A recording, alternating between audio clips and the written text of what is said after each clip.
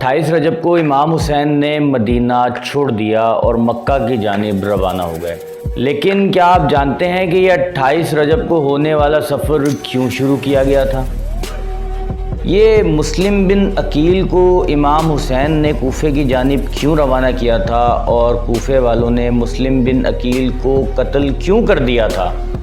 جب یزید کو یہ خبر ہوئی کہ امام حسین راستے میں ہیں تو اس نے اپنے سب سے بہادر کمانڈر حر کو 1000 کے لشکر کے ساتھ امام حسین کی جانب رواں کر دیا۔ لیکن آخر حر کیوں تبدیل ہو کر امام حسین کی صف میں کھڑا ہو گیا؟ جی ہاں میرے پیارے دوستوں، میں ہوں آپ کا ہوسٹ محمد حماد اقبال اور مشاورت ٹی وی کی محرم سیریز کے ایپیسوڈ 2 میں آج ہم روانگی کربلا کا تذکرہ کریں گے۔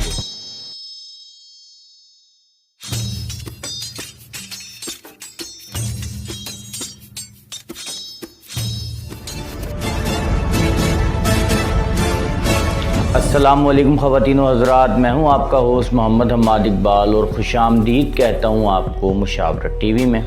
مائی ڈیئر فرینڈز، جیسے کہ آپ سمجھ چکے ہیں کہ محرم کے اس بابرکت مہینے میں محرم سیریز جو ہے ہماری وہ چل رہی ہے۔ آج کے اس ایپیسوڈ میں ہم روانگی کربلا کا ذکر کریں گے۔ مائی ڈیئر فرینڈز، 22 رجب سن 60 ہجری معاویہ بن ابو سفیان خالق حقیقی سے جا ملا۔ اس کے بعد یزید بن معاویہ اپنے باپ کے تخت پر جا بیٹھا اور شام کا حاکم ٹھہرایا۔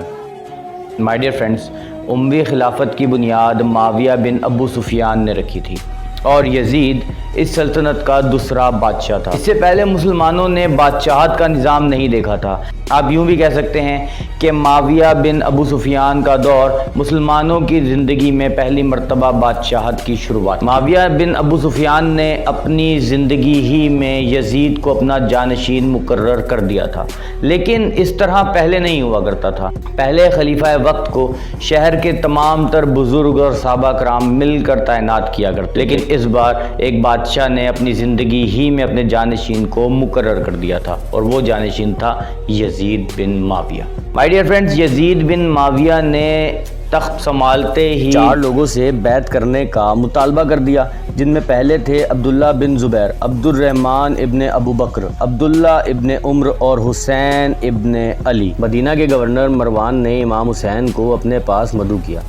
دراصل وہ چاہتا تھا کہ امام حسین اس کے پاس پیش ہوں اور یزید کے ہاتھ پر بیعت کرنے کا وعدہ کریں۔ مائی ڈیئر فرینڈز، امام حسین حضرت عباس علمدار اور چند چاہنے والوں کے ساتھ رات کی تاریکی میں مدینہ کے گورنر مروان سے ملنے پہنچ گئے۔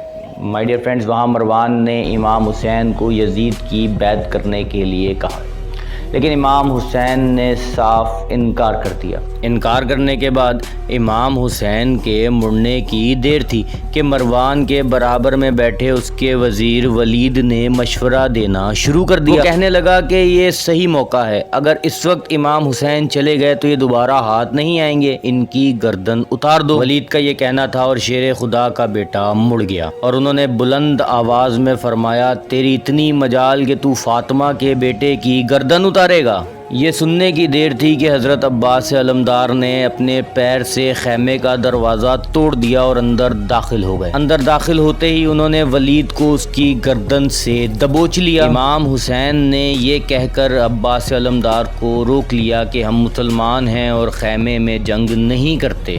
مائی ڈیئر فرینڈز، امام حسین نے 28 رجب سن 60 ہجری کو بی بی زینب اور اپنے تمام تر اہل بیت کو جمع کیا۔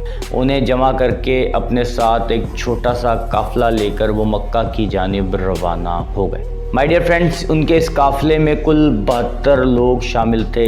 امام حسین شعبان میں مکہ معظمہ پہنچ گئے۔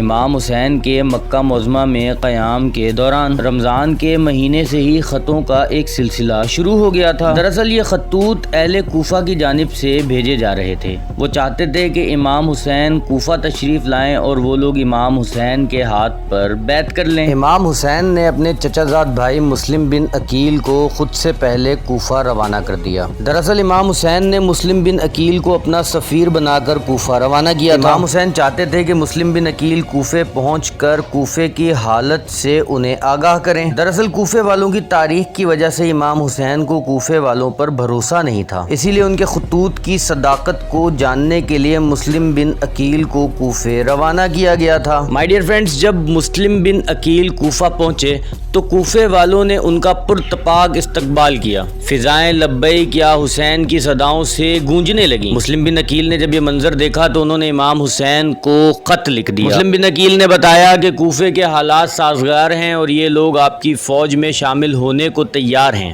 انہوں نے وہاں ذی الحج کے مہینے تک قیام کیا۔ مائی ڈیئر فرینڈز، جب امام حسین کو مسلم بن عقیل کا خط ملا، اس وقت امام حسین احرام حج باندھ چکے تھے اور حج ادا کرنے کے لیے تیار تھے، لیکن پھر مسلم بن عقیل کا خط ملتے ہی احرام حج توڑ کر انہوں نے عمرہ ادا کیا۔ عمرہ ادا کرنے کے بعد امام حسین نے اپنے نانا حضرت محمد صلی اللہ علیہ وآلہ وسلم کے روزے پر حاضری دی اور 8 ذی الحج کو وہ کوفے کے لیے روانہ ہو گئے۔ اس دوران امام حسین کو مسلم بن عقیل کا خط ملا۔ اس دوران کوفہ کے حالات بدلنے شروع ہو چکے تھے۔ دراصل جن لوگوں نے بیعت کرنی تھی ان میں سے بیشتر لوگ یزید سے ملے ہوئے تھے۔ بچے کچے لوگ یزید کے ڈر سے امام حسین سے منہ موڑ بیٹھے اور اسی طرح مسلم بن عقیل اس بیگانے شہر میں تنہا ہو گئے۔ اس کے بعد کوفے کے گورنر نے مسلم بن عقیل کو اپنے قلعے کی چھت سے پھینک کر قتل کر دیا۔ ان کے پیروں میں رسیاں باندھ کر کوفے کی گلیوں میں میت کو گھمایا گیا۔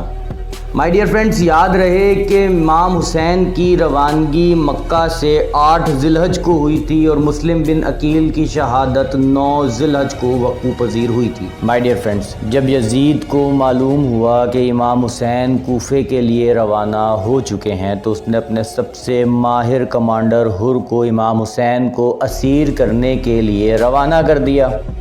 لیکن آخر جب حر امام حسین کو اسیر کرنے کے لیے آیا تھا تو ایسا کیا ہوا جو وہ سب کچھ چھوڑ کر امام حسین کی صف میں کھڑا ہو گیا؟ جب شمر نے امام حسین کو 9 محرم الحرام کو شہید کرنا تھا تو اس نے یہ تاریخ 10 محرم میں تبدیل کیوں کر دی؟ یہ میں آپ کو بتاؤں گا مشاورت ٹی وی کی دی محرم سیریز کے ایپیسوڈ 3 میں۔ ویڈیو کا اختتام کرنے سے پہلے میں کافی وقت سے آپ لوگوں سے ایک بات کہنا چاہتا تھا۔ میرے چینل پر بہت سارے لوگ ایسے ہیں جو کہ بنا سبسکرائب کیے ویڈیو کو دیکھ رہے ہیں، تو میں آپ سے گزارش کرنا چاہتا ہوں کہ اگر آپ کو میری ویڈیوز پسند آ رہی ہیں تو مہربانی کر کے چینل کو سبسکرائب کر لیں اور ساتھ لگے بیل آئیکن کو پریس کریں۔ میں امید کرتا ہوں آپ کو میری آج کی ویڈیو پسند آئی ہوگی۔ ویڈیو پسند آئی ہے تو اسے لائک کر دیں، اپنے دوستوں کے ساتھ شیئر کریں۔ چینل پر نئے آنے والے دوست جلدی سے چینل کو سبسکرائب کر لیں، ساتھ لگے بیل آئیکن کو پریس کر دیجیے گا تاکہ میری تمام تر نئی آنے والی ویڈیوز کا نوٹیفیکیشن آپ کو بر وقت مل سکے۔